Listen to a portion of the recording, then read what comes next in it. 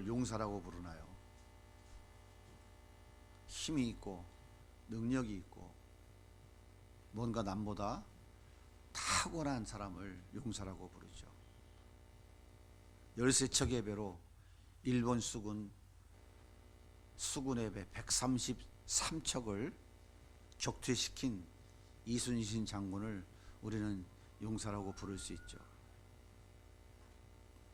일본의 이토 히로부미를 저격한 안중근 의사를 우리는 용사라고 부릅니다.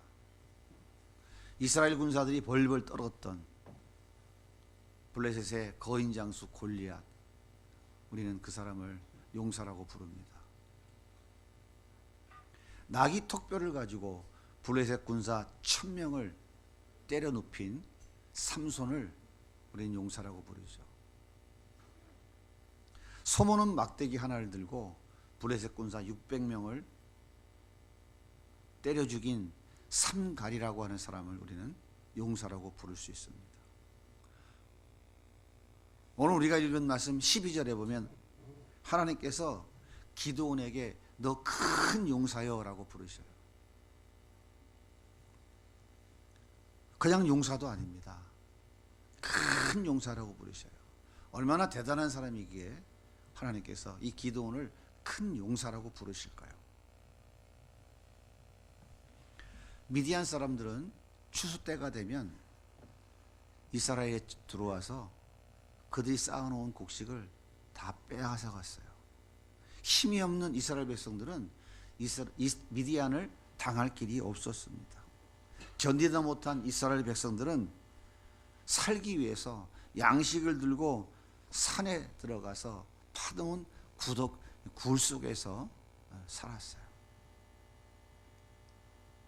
그러면 하나님이 큰 용사라고 부르는 이 기드온은 어떤 모습이었을까요? 사사기 6장 11절은 이렇게 말합니다. 여호와의 사자가 아비에셀 사람 요아스에게 속한 오브라에 이르러 상수리 나무 아래 앉으니라. 마침 요아스의 아들 기드온이 미디안 사람에게 알리지 아니하려 하여 밀을 포도주 틀에서 타작하더니. 밀은 어디서 타작해야 돼요? 넓은 마당에서 바람이 훌훌 불 때 타작을 해야죠. 그래야 기어가 날아갑니다. 근데 이 기드온이라는 사람이 지금 포도주 틀 안에서 타작을 하고 있대요. 이게 타작하는 겁니까? 하나씩 하나씩 까고 있는 것이죠. 왜 그렇게 하고 있을까요? 미디안 사람들한테 걸리면 다 빼앗기니까 지금 숨어서 밀을 하나씩 까고 있는 거예요. 먹고 살기 위해서. 여러분, 이 사람이 용사입니까? 찌질한 인간입니까? 제가 볼 땐 좀 찌질한 것 같은데요. 그런데 하나님께서 어째서 큰 용사라고 부르실까요?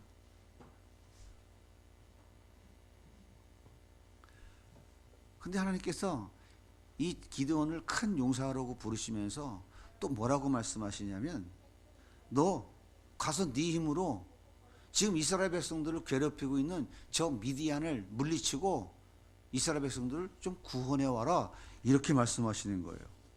이게 말이 됩니까? 기드온이 깜짝 놀랐어요. 아이고 하나님, 무슨 말씀하시는 거예요? 지금 번지수가 잘못됐죠. 저 기드온이에요, 기드온. 저 말고 다른 사람 얘기하는 거죠. 하나님께서 아니야, 너야, 너 가서 네 능력으로 저 미디안 사람들 다 때려잡고 이스라엘 백성들 좀 건져내와. 기드온은 자기 집안의 족보까지 들먹이면서 아이고 저는 조상 대대로 그런 능력이 없는 집안의 자식입니다. 하나님 그런 말씀 하지 마세요. 그러니까 하나님께서 기드온아, 내가 너와 함께 할 테니까 걱정하지 말고 가서 좀 해. 가서 저 미디안을 물리치고 이스라엘 백성들을 좀 건져와. 저거 얼마나 고통당하고 있니? 내가 너와 함께 해줄게. 그랬더니 기드온이 뭐라고 한지 아세요? 사사기 6장 17절 같이 읽어볼게요. 기드온이 그에게 대답하되 만일 내가 주께 은혜를 얻었사오면 나와 말씀하시는 이가 주 되시는 표징을 내게 보여주셔서. 무슨 얘기입니까? 증거를 보여달라는 거예요. 하나님 나와 함께 하시겠다고 하는 증거를 보여달라는 거예요. 무슨 얘기하는 거예요? 왜 증거를 보여달라는 거예요?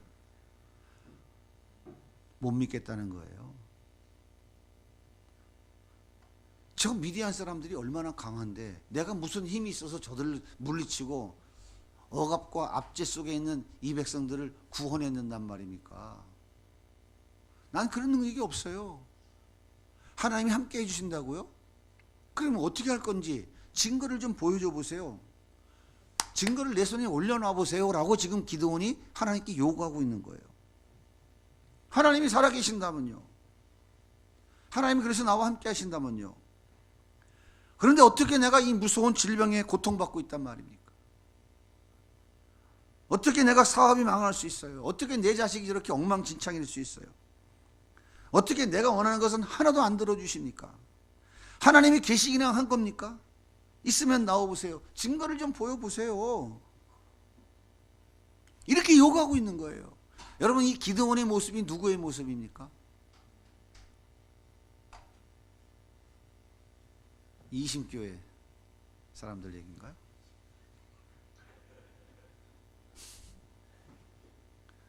새비전이 아니고 헌비전 교회 성도들인가요?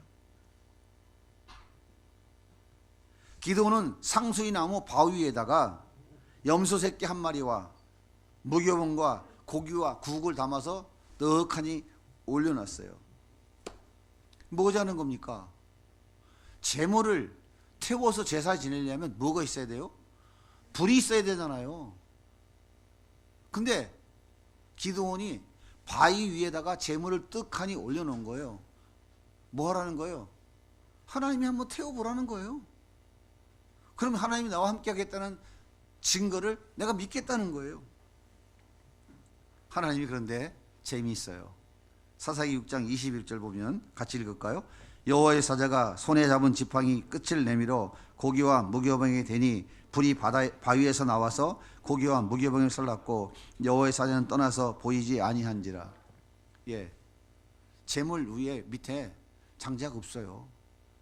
재물 밑에 그냥 바위 덩어리예요. 근데 그 바위에서 불이 나와가지고 재물을 다 태워버린 거예요. 여호와의 사자가 지팡이를 바위에 턱 대니까 바위에서 불이 확 올라와서 번제단 밑에 나무에 불이 붙어서 위에 있는 재물을 태우듯이 확 태워버린 거예요. 기드온이 얼마나 놀랐을까요? 우와, 진짜네. 우와. 그때 하나님께서 뭐라고 말씀하시냐면, 기드온아, 내가 너에게 증거를 보여줬지. 그러면 너 있잖아, 지금 가서 너희 집에 바알과 아세라 우상 잔뜩 쌓여있지, 그거 다 때려 부셔가지고 그 나무덩이 갖다가 산에 올라가서 태워서 제단 만들어 태워서 나한테 제사 좀 드려봐라. 기드온이 깜짝 놀랐어요. 아이, 그런 일을 시킵니까? 일 같지 않은 일을. 하나님이 나와 함께 계신다는 증거를 내가 봤는데, 그런 일을 시킵니까? 알겠습니다, 충성하고 달려갔을까요? 왜 안 가요? 바위에서 불이 나와서 하나님이 나와 함께 하신다는 증거를 보여주셨는데 왜 못 갑니까? 기드온은요, 두려워서 벌벌 떨었어요. 와, 바알과 아세라상을 때려 부셔? 동네 사람들에 걸리면 맞아 죽는데, 아이고 그걸 어떻게 해? 벌벌벌 떨었어요. 두려워서. 근데 이거 안 갈 수는 없잖아. 하나님이 함께 하시는 놀라운 기적을 보여주셨는데 한편으로는 가야 될 것 같은데, 가서 이거 붙잡히면 맞아 죽을 텐데 어떡하지? 벌벌 떨었어요. 가야 되나 말아야 되나 고민하다가 한밤중에 깜깜한 밤에 다 잠이 들었어. 이때 혼자 못 가고 누굴 데리고 가? 종 10명을 데리고 살금살금 가가지고 깨부신 거예요. 날이 밝았어요. 큰일 났어.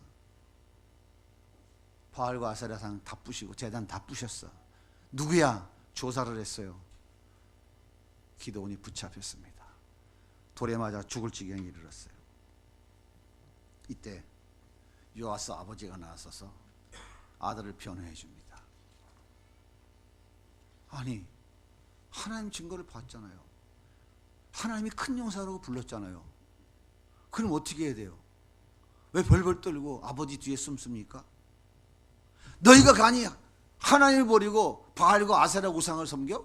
내가 다 때려 부셨어. 어쩔래? 한번 해볼래 나랑? 내가 하나님이 나와 함께 하시는 사람인데 덤벼봐. 이렇게 당당해야 되는 거 아닙니까? 그래야 큰 용사죠. 그런데 하나님이 이렇게 찌질한 사람을 뭐라고 불러요? 너 큰 용사여 일어나라.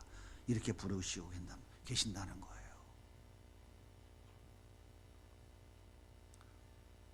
이 사람이 누구인 것 같아요? 자, 이러한 상황에서 미디안 연합군 13만 5천 명이 떼거리로 코 밑에까지 진격해 왔어요. 그러자 기드온이 하나님께 다시 요구합니다. 하나님, 나가긴 나가야 되겠는데 영 찝찝한데요. 하나님 진짜 나와 함께 계시는지 한 번만 제가 더 부탁을 할게요. 증거를 한 번만 더 보여주세요. 타작마당에 솜뭉치만큼을 갖다 가운데 떡 넣어놨어요. 타작마당은 뭐 하는 데냐면 성 입구의 넓은 마당이에요. 가을엔 거기서 추수해요. 평상시에는 거기들이 사람들이 모여서 재판하는 장소예요. 성문 앞에 넓은 공터를 말하는 것입니다. 그 넓은 공터의 한가운데다가 이만한 솜덩이를 하나 딱 갖다 놓고 하나님 밤새 이슬이 내려서 이 솜털에만 이슬이 내리고 옆에 땅은 젖지 않게 한번 해보세요. 그럼 내가 믿을게요. 근데 하나님 참 재밌어요. 다음날 아침에 일어나 보니까 솜털에만 이슬이 내렸고 그 옆에 땅은 다 쫙 말라 있는 거예요. 기드온이 깜짝 놀랐어요. 그럴 수도 있겠지. 하나님 한 번만 더 할게요. 어떻게? 반대로요. 솜털에는 전혀 이슬이 안 내리고 옆에 땅에만 이슬이 자국하게 내리게 한번 해보세요. 그런데 하나님이 어찌된 일인지 기드온이 하는 이야기를 또 들어주십니다. 사사기 6장 40절입니다. 그 밤에 하나님이 그들을 영하시니 양털만 마르고 그 주변 땅에는 다 이슬이 있었더라. 여러분 이 정도 되면 막 가자고 그러는 거 아니에요? 그래요 안 그래요? 하나님 어떻게 하셔야 돼요? 넌 안 되겠다. 넌 안 되겠어. 하나님 기도는 포기해야 되는 거 아닙니까? 뭐가 아쉬워서 하나님이 그 지질한 인간이 요구하는 걸 다 들어주고 계세요. 왜 하나님이 계시다는 증거를 자꾸 보여주시냐고요. 혹시 뭔가 꿍꿍이 속에 있는 것은 아닐까요? 세 번의 증거를 확실하게 본 기드온은 그제서야 이스라엘에 동원 명령을 내립니다. 미디안과 전쟁하러 나간다. 집합해라 했더니 전국 각지에서 3만 2천 명의 군사가 모였습니다. 3만 2천 명 가지고 13만 5천 명 어떻게 싸웁니까? 해보나 마나 이거는 이기겠어요? 지겠어요? 지는 싸움이에요. 인간의 계산으로 하면 이건 말이 안 돼요. 근데 하나님께서 뭐라고 그러냐면 기드온에게 야 기드온아 3만 2천 명 너무 많다야. 저까지 13만 5천 명 데리고 저거 싸우러 가는데 뭔 3만 2천 명씩 데리고 가냐? 그냥 저기 어지간한 애들은 다 돌려보내. 그렇게 말씀하셨어요. 그랬더니 기드온이 뭐라고 말하냐면 야 너 저기 봐봐. 미디안 연합군이 13만 5천 명이 몰려왔는데 니들 겁나 안 겁나. 우리가 지금 3만 2천 명인데 13만 5천 명하고 싸우면 이길 것 같아 질 것 같아? 질 것 같으지? 겁나지? 너 겁나지? 괜찮아 빨리 집에 가. 책임 묻지 않을 테니까. 그랬더니 우와 살았다 하고 몇 명이 갔어요? 3만 2천 명 중에 2만 2천 명이 그냥 보따리 싸들고 집으로 다 가버린 거예요. 몇 명 남았어요? 10,000명 남았어요. 여러분 기드온이 약간 이상해진 것 같지 않아요? 근데 하나님께서 뭐라고 그러냐면 야 기드온아 10,000명도 많다. 에? 더 돌려보내. 이러시는 거예요. 그런데 이상하게 기드온이 하나님 말씀에 순종을 합니다. 그래서 야 니들 겁나지? 아직도 기회 한 번 더 줄 테니까 빨리 가 했더니 10,000명 중에서 9,700명이 다 가버렸어요. 그럼 몇 명 남았어요?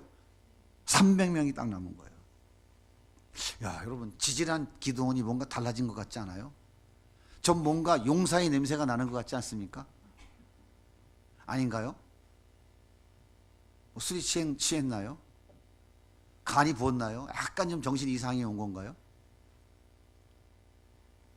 기도는 홍해를 가르고 요단을 가르고 여리고 성을 무너뜨리고 가나안 땅을 주셨다고 말로만 듣던 그 하나님을 조금씩 경험해 가면서 변해가기 시작한 거예요.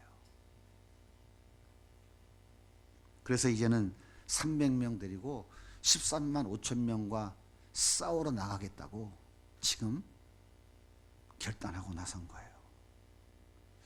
지질한 기도원에게 큰 용사의 냄새가 조금씩 풍겨나는 것 같지 않습니까?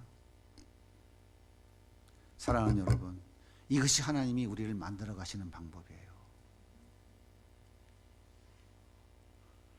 하나님은 기드온처럼 연약한 우리를 하나님 나라의 큰 용사로 세우시기 위해서 우리를 하나씩 하나씩 만들어 가고 계시는 거예요.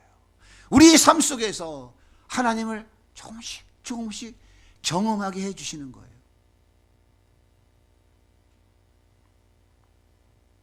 우리가 큰 용사이기 때문에 우리를 큰 용사로 부르시는 것이 아니에요. 우리는 기드온처럼 지질하고 연약하고 의심 많고 부족하기 그지없는 그런 존재들이지만 하나님께서 우리를 부르신 거예요. 큰 용사라고 부르시는 것은 우리를 큰 용사로 만들어 가시겠다는 거예요. 우리 안에 우리와 살고 계시는 예수님은 세상에 감당할 수 없는 하늘과 땅의 모든 권세를 가진 가장 큰 용사이시거든요. 그분이 우리 안에 계시잖아요. 우리를 그분과 함께 살아가는 용사로 만들어 가시겠다는 거예요. 이제 하나님께서 작전 명령을 내리십니다.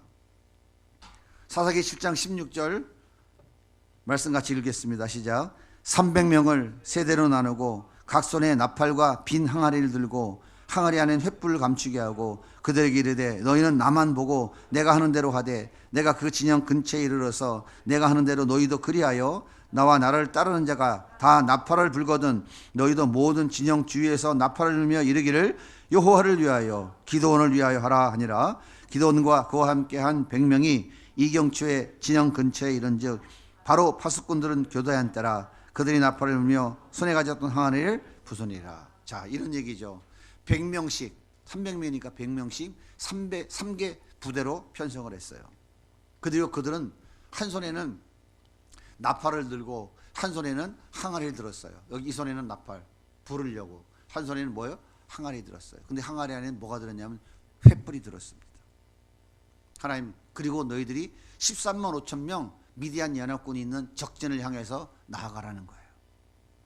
그리고 1경이 지나고 2경이 시작되는 밤 9시 그 시간에 미디안 연합군들 그들의 진영 안에 파수꾼들이 이제 보초 교대하는 나팔 소리가 들려오는 그때에 너희들은 조용히 숨어 있다가 조용히 엎드려 있다가 동시에 일어나서 항아리를 깨트리고 횃불을 높이 꺼내 들고 기드온을 위하여 여호와를 위하여 이렇게 외치라는 거예요. 여러분, 말이 됩니까 이게? 캄캄한 밤에 밤 9시 칠흑 같은 밤에 횃불을 딱 꺼내 들면 저게 보초병들이 뭐야 저거? 웬 횃불이야? 횃불이 사람의 모습이 비칠까 안 비칠까요? 붙이겠죠. 그럼 화살이 날라와요 안 날라와요? 그냥 날라오겠죠. 이게 무슨 전략입니까? 작전 명령입니까? 무모하기 그지없는 짓이죠. 여러분, 이렇게 전쟁하면 이기겠어요 지겠어요? 아무것도 안 돼요. 근데 하나님이 미디안 연합군 3,500명과 300명이 싸우는 그 전략이 도저히 인간의 방법과 이성으로는 이해될 수 없는 방법이에요.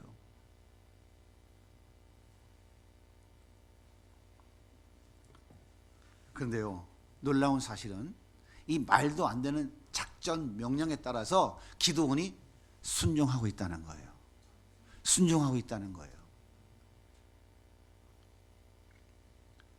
횃불을 들고 항아리를 깨뜨리고 나팔을 불면서 함성을 지르는데 미디안 연합군 진영에서 군사들이 놀래서 이게 뭐야 적이 들어왔네. 이게 옆에 조금 전에 같이 잠자던 병사가 일어나서, 옆에 같이 조금 전에 대화하던 병사가 칼을 들고 일어나서 이게 뭐야 이스라엘 군사 아니야 하고 서로 칼로 찔러 죽인 거예요. 12만 5천 명이 그 자리에서 다 죽고 10,000명은 도망갔습니다. 여러분, 우리가 여기에서 한 가지 짚고 넘어가야 될 중요한 사실이 있어요. 32,000명 중에서 끝까지 남은 300명, 이 사람은 과연 어떤 사람들일까요? 이 사람들은 대단한 사람들일까요? 사사기 7장 5절에 이 사람들에 대해서 성경은 이렇게 설명하고 있어요. 같이 읽어볼까요? 이에 백성을 인도하여 물가에 내려가며 여호와께서 기드온에게 이르시되 누구든지 개가 핥는 것 같이 혀로 물을 핥는 자들을 너는 따로 세우고 또 누구든지 무릎을 꿇고 마시는 자들도 그와 같이 하라 하시더니 손으로 움켜 입에 대고 핥는 자의 수는 300명이요 그의 백성은 다 무릎 꿇고 물을 마신지라. 하나님께서 뭐라고 하시냐면 물가에서 개같이 물을 핥아먹는 자 그들만 남기라는 거예요. 개같이 물을 핥아먹는 자, 그 숫자가 300명인 거예요. 그러면 성경에서 개는 어떤 의미가 있을까요? 개같이 물을 핥아먹는 자. 성경에서 스스로 자신을 개라고 표현하는 것은 자신을 낮추고 겸손하게 낮추는 사람을 말하는 거예요. 다시 말해서 나는 용사가 아닙니다. 나는 정말 별 볼 일 없는 사람이다. 내가 할 수 있는 것은 아무것도 없습니다. 나는 하나님의 은혜가 아니면 살아갈 수 없는 사람입니다. 하나님 나의 왕이시고 나의 주인이십니다. 나는 그저 주님 말씀하시면 그 말씀 앞에 복종할 수밖에 없는 연약한 존재입니다. 그렇게 고백하는 사람일 거예요. 다시 말해서 자신이 개라고 인정하는 것은 자신은 자신의 힘과 능력으로는 아무것도 할 수 없는 연약한 존재인 것을 인정하는 거예요. 인간의 눈으로 바라보며 아주 표현이 쉬워요. 쓰레기, 찌꺼기 같은 존재라는 거예요. 자신을 철저하게 부인하는 사람인 거예요.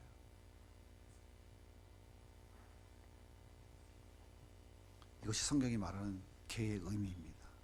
우리 하나님께서 개같이 물을 핥아먹는 그 자를 300명을 남겨놓으라고 하신 거예요.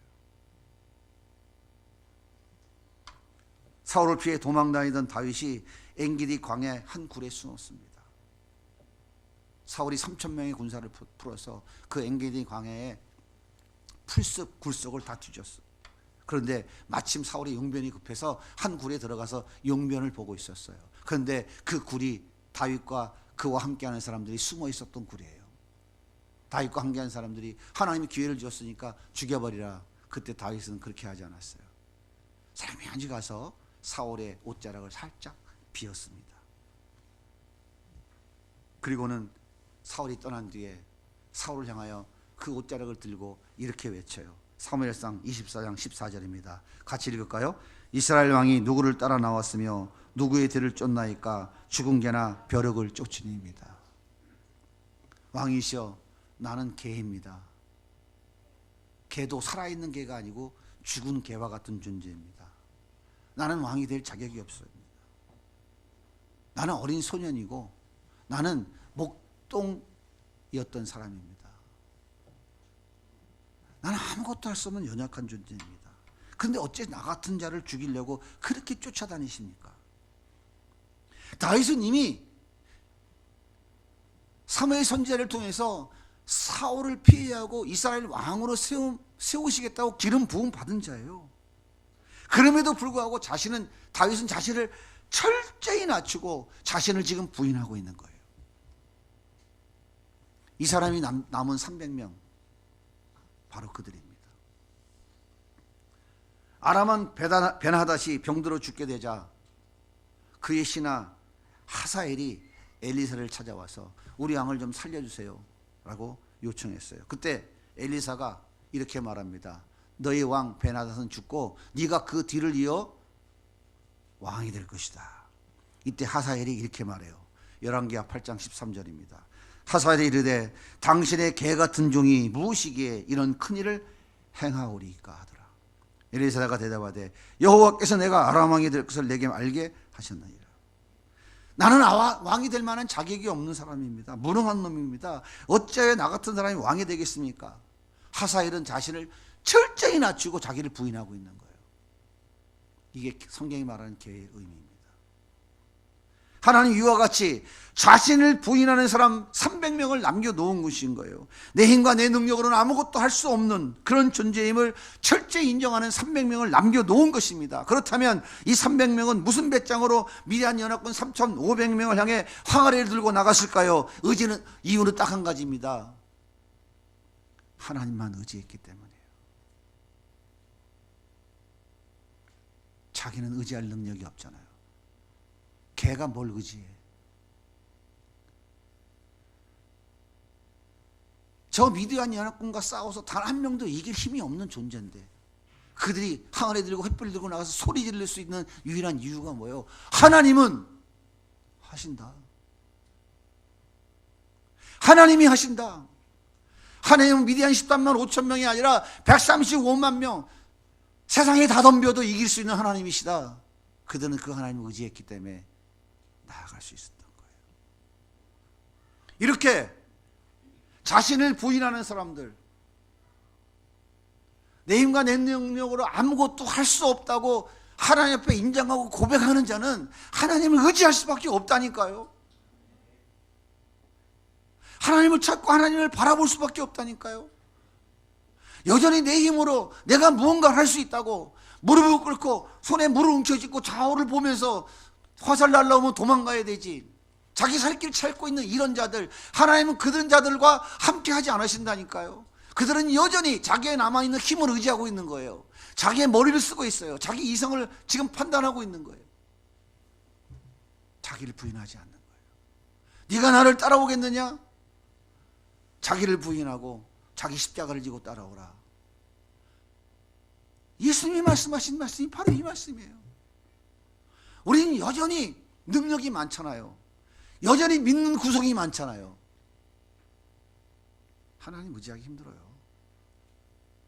철저하게 개같이 물을 핥아먹는 300명처럼 철저하게 나는 무능한 존재입니다. 나는 아무것도 아닌 존재입니다. 내가 할 수 있는 게 아무것도 없습니다. 그런 자들이 목숨을 걸고 전적으로 하나님을 바라보고 의지할 수 있는 자예요. 하나님께서 가만 계시겠어요? 결코 가만 계시지 않죠. 하나님이 함께 하셔야죠. 개입하셔야죠. 하나님은 자신을 부인하는 300명 군사들의 용사가 되셔서 13만 5천 명 미디안 연합군을 물리치시고 그들에게 용사의 면류관을 씌워주신 거예요.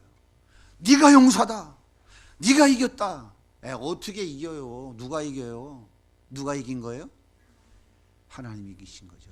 진정한 용사가 누굽니까? 진정한 용사가 누구예요? 하나님이신 거예요. 근데 그 진정한 용사이신 하나님께서 승리하시고 승리의 면류관을 개같이 물을 핥아 먹는 자들, 전적으로 하나님만 의지하는 자들, 난 아무것도 할 수 없습니다. 그러니까 주님이 시키는 대로만 하겠습니다 라고 하는 그 인간의 눈으로 바라보면 찌질하게 그지없는 존재들, 정말 별 볼 일 없는 쓰레기 같은 존재들, 잉여 인간이라고 취급받는 그들에게 용사라고 면류관을 씌워주신 거예요. 여러분, 선악 갖다 먹고 하나님 되려고 했던 아담 아래에 있는 모든 인간들은 여전히 자신이 왕인 줄 착각하고 살아간다니까요. 여전히 왕인 줄로 착각하고 살아요. 그래서 하나님이 나 왕이시고 나의 주님입니다. 나는 그저 피조물이며 하나님의 종입니다. 나는 하나님 없이는 살아갈 수 없는 존재입니다. 나는 하나님의 은혜가 절대로 필요합니다. 이렇게 자기 자신을 부인하지 않아요. 여전히 내 힘을 할 수 있잖아요. 안 그래요? 예수님이 나와 함께 살고 계시지만 여전히 내 힘으로 할 수 있으니까 그 능력이 예수님, 그 권세에 있으신 그 예수님이 필요 없는 거예요. 계속 해보실래요? 2023년도에는 우리 주님께서 우리에게 말씀하시는 거예요. 너 큰 용사야, 일어나라. 누가 용사예요? 하나님이 용사시잖아요. 근데 우리에게 큰 용사라고 부르셨어요. 넌 뭐가 되라고? 개가 되라고. 개가 어떻게 되라고요? 내 힘으로 할 수 있는 것은 아무것도 없습니다. 나는 오직 하나님만 의지합니다. 하나님 말씀하신 대로만 하겠습니다. 나머지 나의 모든 건 주님께 맡기겠습니다. 주님 뜻대로 하시옵소서. 그런 300명 그거 되라는 거예요. 왜요? 너는 하나님 아니야. 착각하지 마. 너 지금까지 살아봤잖아. 네가 스스로 왕되고 주인 되려니까 된 게 있었어? 안 됐잖아.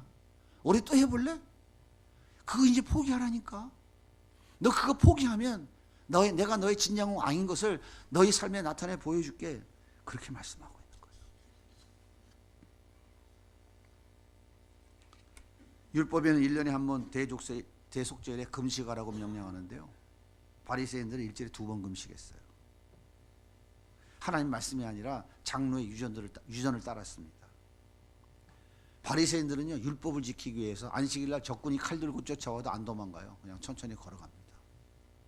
이게 바리새인들의 모습이에요. 그래서 예수님께서 이 바리새인들을 향하여 이 외식하는 자들아, 독사의 자식들아, 회칠한 무덤과 같은 자들하고 강력하게 책망하신 거예요.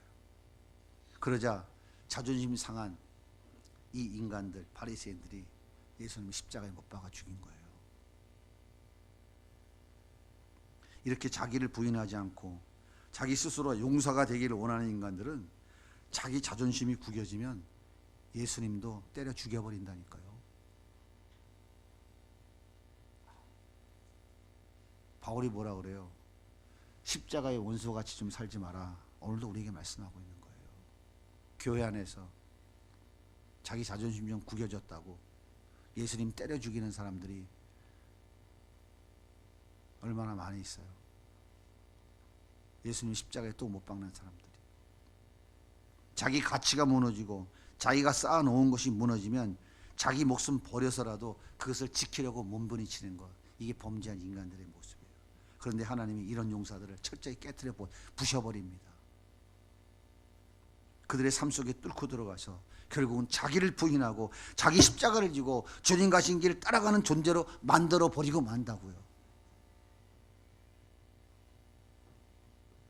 그리고 나의 왕이시며 나의 주이신 하나님께서 개같이 물을 핥아 먹으라고 하시는 그 자기 부인의 자리까지 결국은 내려가게 만드셔서 예수님이 십자가에 이르러오신 그 명사의 면류관을 씌워주시는 거예요.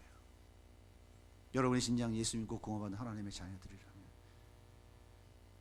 하나님이 여러분들을 결국은 그 용사의 자리로 끌고 내려가셔서 결국은 용사의 면류관을 씌워주신다 그 말이에요.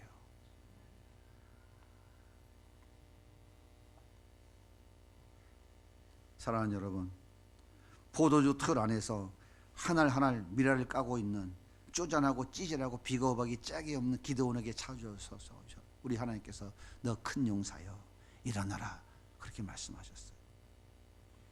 오늘도 이 세상의 포도주 틀 안에서 나의 자존심 챙기고 나의 가치 챙기고 내가 원하는 것을 챙기기 위해서 분주한 우리들에게 주님이 찾아오셔서 이렇게 말씀하시는 거예요.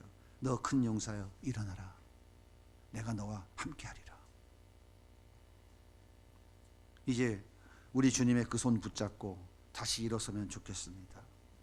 그리고 우리가 진정한 용사가 되시는 우리의 진정한 용사가 되시는 예수님을 따라가는 삶을 시작했으면 좋겠습니다. 증거를 좀 보여주세요. 증거를 보여주면 내가 믿어준다니까요.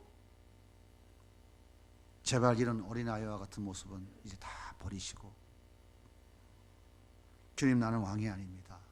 나는 주인이 아닙니다. 주님 나는 못합니다. 내가 할 수 있는 것은 아무것도 없습니다.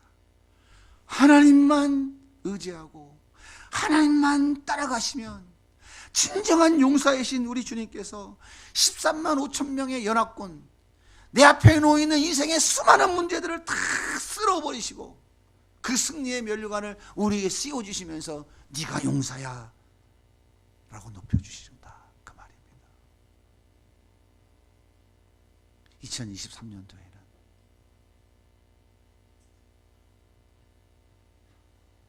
혓바닥으로 물을 핥아먹는 개와 같이 자신을 철저히 부인하고 철저히 자신의 연약함을 인정하고 자신의 무능함을 고백하면서 주님만 바라고 주님만 의지하고 주님만 따라가는 삶을 살아가면 내 앞에 있는 어떠한 문제, 어떠한 도전, 어떠한 아픔, 어떠한 수렁도 우리 주님이 용사가 되셔서 다 해결해 주시고, 야, 네가 정말 잘했다, 네가 용사야 라고 면류관을 씌워 주시는 거예요.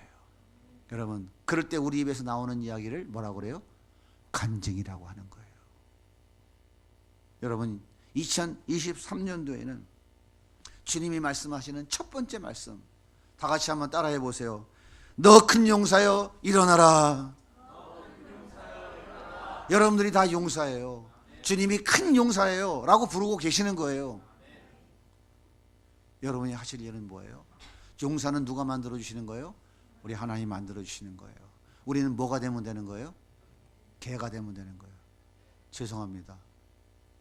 험한 표현인 것 같아서 그 얘기는 은의적인 표현이에요. 나를 부인하라는 거예요. 나를 낮추라는 거예요. 나를 쳐서 복종시키는 거예요. 주님, 나를 쳐서 복종시키는 나는 아무것도 아닙니다. 주님만 의지합니다. 주님만 바라옵니다. 항아리 깨트리라고요? 깨트릴게요. 횃불 들으라고요? 들을게요. 소리 지르라고요? 들을게요. 인간의 눈으로 보면 너무 멍청한 짓이고 정말 한심한 짓이고 찌질한 짓이고 정말 쓰레기 같은 무가치한 존재예요. 그러나 주님이 말씀하시면 예, 저는 그런 존재입니다. 주님 말씀하시는 대로 할게요. 믿으시면 나를 부인하시고 그 하나님께 참적으로 붙잡고 의지하고 따라가시면 됩니다. 면류관은 우리 주님이 씌워주시는 거예요. 마지막으로 요한계시록에 보면 천국에서 24장로들이 보좌에 앉으신 우리 주님을 찬양하며 예배하는 장면이 쫙 나와요. 그때 24장로들이 면류관을 벗어서 주님 보좌 앞에 다 던집니다. 24장로는 구약의 12지파, 신약의 12제자, 예수 믿는 모든 사람을 대표하는 것이 24장로예요. 그들이 면류관을 벗어서 주님 발 앞에 던집니다. 뭘 의미하는 걸까요? 주님, 이 면류관은 내게 아닙니다. 주님이 씌워주신 것이지 내가 해서 얻은 면류관이 아닙니다. 주님 겁니다. 그러나 주님께 돌려드리겠습니다. 그래서 면류관을 주님의 발 앞에 던지는 거예요. 이런 사람들이 자기 가치를 드러낼 수 있어요. 이런 사람이 자기 의를 드러낼 수 있어요. 어떠한 상황에서도 하나님 앞에 감사합니다. 모든 것이 은혜입니다. 나눠주라고요? 예. 갖다 주라고요? 예. 용서해 주라고요? 아, 예. 사랑해 주라고요? 예. 우리 주님이 그렇게 우리를 용사로 만들어 가실 것입니다.